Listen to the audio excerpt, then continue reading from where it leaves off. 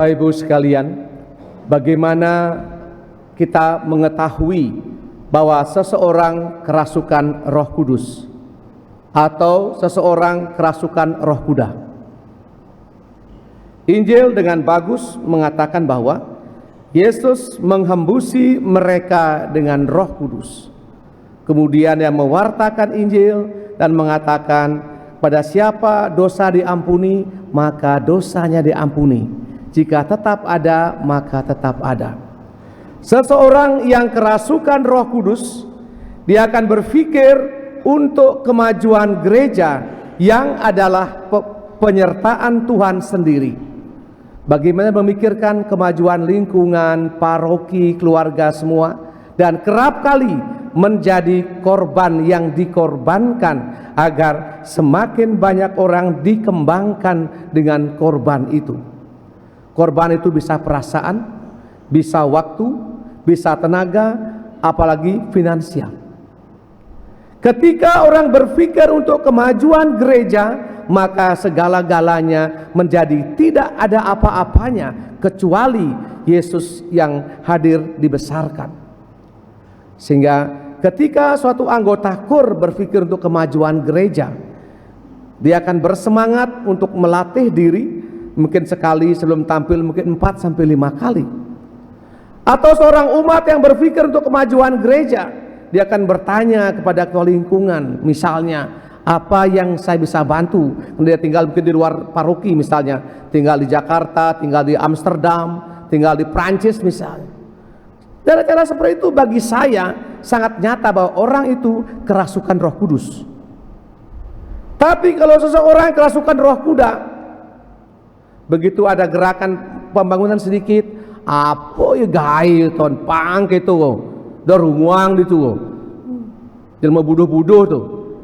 Karena seperti itu kan, menyebar dengan perkataannya memberikan semacam aura kebencian, aura yang tidak bersahabat. Dan bagi saya sangat jelas orang demikian kerasukan roh kuda itu. Jika orang itu meneruskan hal seperti itu, maka ia akan berhadapan dengan Yesus sendiri, dan orang itu biasanya tidak akan bahagia. Sehingga panggilan Pentakosta pertama-tama menyadari bahwa Yesus hadir memberikan berkat untuk kita sekalian. Yang kedua, tugas setelah kita menerima berkat, kita menjadi pewarta kabar sukacita lewat tanggung jawab, punya kecintaan, ya, disiplin tanpa dikontrol. Nah, itu penting itu. Karena kan misalnya kita punya karyawan, ya, sebuah teko ya kasih apa, mulih malunan ya mulih. Ya itu di mana-mana ya, kecuali di surga ya. Sehingga setiap perusahaan begitu menerapkan misalnya dengan sidik jari untuk seperti itu. Dan jujur, selama saya sebagai imam, setiap paroki saya bertugas, saya selalu mencari orang-orang yang punya hati kerasukan Roh Kudus. Caranya gampang. Saudara kan dia persoalan, kita punya gereja panas ini, caranya bagaimana misalnya? Kalau dia diam atau pura nggak tahu, oke syukurlah, bukan masuk lain. Bagaimana Romo kalau kita buat begini nih? Kita mungkin pasang kipas yang banyak, atau pasang AC yang bagus. Uang dari di mana? Coba kita cari gali dana misalnya, mungkin umat di Palasari yang tinggal dan pasar, buat misalnya penggalian dana, mancing mania misalnya. Seperti dulu kami buat waktu kami di Gumreh itu. Umat Gumreh yang tinggal dan pasar, dia buat buat cari tempat, kemudian lumayan tahun itu, tahun berapa ya? 2005 2006 kami dapat uang cash 150 juta itu, setelah dipotong segala biaya itu, karena banyak orang nyumbang masalahnya. Padahal kacanya kan cuma 100.000. Orang nyumbang, orang umat Gumreh tinggal di Bandung buat kami datang pada hari hanya. Itu hal yang bagus. Dan kita di Palasari apa yang kita bisa buat? Misalnya ada banyak hal kita buat. Saya senang kemarin lapangan dipotong bersih ya. Saya lihat itu siapa tuh, kita punya anak asrama yang kekar itu, nama siapa tuh, Kanip kan? Dia dorong mesin sampai mengkilap-mengkilap badannya kena keringat itu. Nah, sehingga bagus. Kalau bayangkan lapangan kita luas sekali itu. Tidak semua paroki punya lapangan.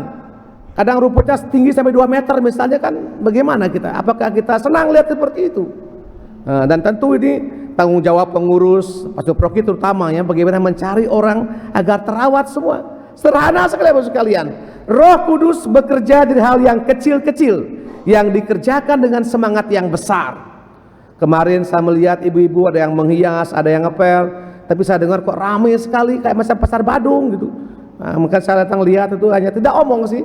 Saya ingin mengatakan bahwa ini gereja, bukan pasar. Kuak-kuek mungkin harus siap metalu, bangku mana, apalagi saya dengar itu.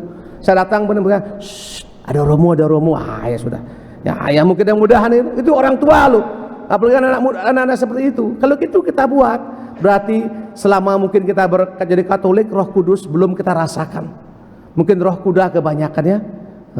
Dan bagaimana agar kuasa Roh Kudus itu benar-benar merasuki sumsum kita? Mungkin muka tidak berubah. Saya muka hitam ya hitam. Yang berubah adalah bagaimana sikap hati kita ketika kita berhadapan dengan karya untuk orang banyak. Nah, saya punya kisah begini. Suatu kali di pagi yang sejuk gitu, dua orang sahabat yang bersahabat sejak kecil, yang satunya berprofesi sebagai guru agama, sebagai katekis, yang satunya tukang cukur yang sangat terkenal di kampung itu. Mereka berjalan-jalan ke bendungan situ, kemudian jalan lagi terus sampai ke Sombang sana. Sampai dekat Sombang itu ada 3 anak ini yang badannya koreng-koreng ini. Sorry, bukan tukang cukur, pembuat sabun begitu. Nah, koreng-koreng itu dia bilang itu, yang tekisnya itu, berapa lama kau sudah buat sabun? 40 tahun. Itu masih ada orang koreng-koreng itu, koreng-kerek itu. Ya, saya buat sabun, tapi dia tidak menggunakan sabun itu. Oh, begitu. Dan jalan lagi sampai di ujung kampung itu, ada 2 orang bertengkar, baku maki. Nas keleng, laku, nas bedak, bersiat mukanya. Itu kamu lihat itu. Berapa tahun kamu jadi katekis? Hampir 36 tahun. Sia-sia. Sia-sia bagaimana? Itu orang bertengkar itu. Dia baku maki. Saya mengajarkan agama jalan Tuhan, tapi mereka tidak melaksanakan. Jadi kita dua sama. Nasib kita sama, pembuat sabun, katekis, mengajarkan, menawarkan hal yang baik. Kesehatan, kebersihan kulit. Tapi kalau kita tidak gunakan sabun, maka akan koreng-kerek. Atau guru agama mengajar di sekolah, di mana-mana. Para imam berkhotbah tiap hari. Tapi kalau tidak dilaksanakan, maka itu semuanya kesia-siaan belaka. Roh Kudus akan dihadirkan ketika kita mengetahui, kemudian dengan tahu dan mau, kemudian mengusahakan itu. Seandainya Bapak Ibu sekalian, saya sebagai imam di sini, kemudian Anda pasti tidak suka misalnya, kan mungkin saya berkhotbah bagus mungkin, tapi saya ngeapo misalnya, pastor nebet misalnya, ujang-ujang buat tugas kita kan imamnya misah saja. Setelah misah saya pergi misalnya melalui ke Surabaya gitu, kemudian saya pulang pergi Senin pulang Sabtu, umat tidak komplain. Pastoran seperti itu dibiarkan, apakah kita merasa bahagia? Kalau saya merasa nyaman itu berarti saya ini abnormal, ini mesti perlu ke psikiater itu. Imam yang demikian bagi saya itu imam abnormal. Jek melalui kan kayak aneh. Senin ngendak di Badung, Selasa ngendak di Papua, Jumat ngendak di Surabaya, Sabtu ngendak di kuburan RIP. Bahaya itu nanti. Ya, tentu umat tidak akan komplain. Ya, pasti diam saja, tapi sebagai umat yang baik akan mendoakan romonya. Ya Tuhan, agar romo kami segera dipanggil Tuhan. Wah, bahaya saya nanti. Ya. Dan yang kedua Bapak sekalian, agar kuasa Roh Kudus bisa bekerja, perlu dihindari yang namanya sabda bahagia setan. Apa itu? Yang pertama, berbahagialah orang yang terlalu capek, sibuk sehingga tidak punya waktu untuk bersekutu 1 jam saja dengan Tuhan. Mereka adalah rekan kerja iblis yang paling hebat. Kalau misalnya kita diundang kur rapat nih kenyal romo, megai ini 14 jam megai. Ya itu sekutu setan. Yang kedua, berbahagialah orang yang menunggu ditegur dan mengharapkan pujian. Setan bisa memperalat orang-orang yang demikian. Misalnya setelah misah ada orang komplain, Adi Romo sing bilang terima kasih jak tukang tukang anu sesi dekorasi Romo. Tuyul yang ayah nih. Oh, 2 jam nih kan ngalih di internet yang kan gue hias nih. Saya senyum saja. S3 senyum sinting. Oh, ini sekutu setan ini. Yang ketiga, berbahagialah setiap karyawan yang berharap dibujuk-bujuk untuk disiplin kerja. Orang seperti itu hanya akan menambah masalah baru. Nah, sehingga kita punya karyawan semangat anaknya teko, "Woi kujang Romo Quran ini nagih kayak panak terus-terusan nih." Wah, ini sing bener nih. Berbahagialah mereka yang suka gosip, karena mereka akan menimbulkan pertengkaran dan perpecahan. Ini sungguh menyenangkan hati setan. Kenapa? Karena gosip pertama-tama sesuatu yang tidak benar, dan orang yang suka gosip adalah perpanjangan lidah setan. Kemudian berbahagialah mereka yang egois, yang mementingkan diri sendiri. Mereka menjadi penolong setan yang utama.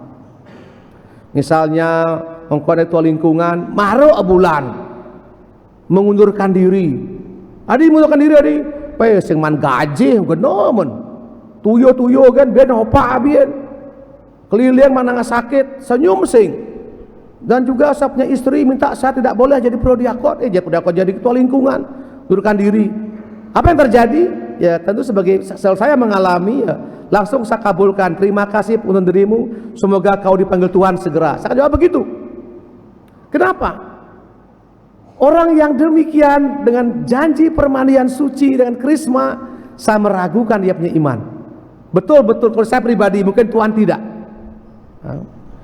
Kemudian berbahagialah orang yang mengaku mengasihi Tuhan tetapi membenci saudaranya, karena mereka akan bersama setan selama-lamanya. Ya mungkin saya mengerti kadang kita ada konflik ya dengan tugelan, dengan matu, itu bagi saya itu hal yang lumrah di mana-mana. Persoalan setelah konflik apakah kita kemudian menyadari bahwa kemudian ada perlu perbaikan, perlu rekonsiliasi. Tidak mudah memang, tentu membutuhkan kekuatan dari Allah sendiri. Dan yang terakhir, berbahagialah kalian yang mendengarkan tulisan dan merasa cocok ini untuk orang lain dan bukan untuk diri sendiri, termasuk saya nih. Kalian sudah berada dalam genggaman setan. Jadi buku ini saya ambil dari buku cerita. Kerap kali kekuatan Roh Kudus digerogoti oleh kekuatan roh setan. Kita main gosip, kita ngujang-ngujang ongkon kene diperkising bisa singnya lah waktu. Ya, karena saya omong begini kenapa sekalian? Ini kita punya masa DPP mungkin mau berakhir, saya dengar ini dari SK mungkin 2000 berapa tuh ya, 2027 kah, berapa semua. Kalau boleh saya bilang prodiakon juga kita punya 10 orang, kita umat banyak. Nah, di Tuke punya 30 yang saya tahu, katedral punya 80, di Tanggapnya yang kecil itu mereka punya berapa, 12 kah? Apalagi juga di Aben Base yang kecil sauplik itu mereka punya mungkin 15-an itu. Kenapa? Supaya semakin banyak orang terlibat. Ya tentu lewat ini saya mungkin akan mendatangi, akan WA seseorang, kamu nanti jadi prodiakon. Yang orang singnya langsung ke bank perminyakan suci ya Romo, saya mau Romo. Kenapa kamu mau? Karena kamu sudah khotbah ada pas Pentakosta. Bagus. Nanti oke, kamu nanti jadi BPU ya, bidang umum. Romo sedang nyidang Romo nih mareng nganten sedang segar-segar bayu nih. Saya bahaya benih. Ya, semoga Bapak Ibu sekalian, kita yang mengalami Pentakosta ini benar-benar diyakinkan oleh kuasa Allah. Roh Kudus bekerja dan dinyatakan lewat sikap, tindakan dan tanggung jawab. Tidak perlu kontrol, tidak perlu. Sebagai ketua lingkungan, bagaimana inisiatif, misalnya ada umatnya sakit, misalnya sakit parah ya, kalau hanya pengang-pengang ya langsung Romo teleponnya dia pengang, saya perlu bangun paracetamol sebelum. Ya mungkin pingsan, mungkin ya panggil Romo untuk perminyakan suci. Atau mungkin ketua lingkungan ada temannya, keluarga mungkin. Bagaimana ini status di keluarga ini?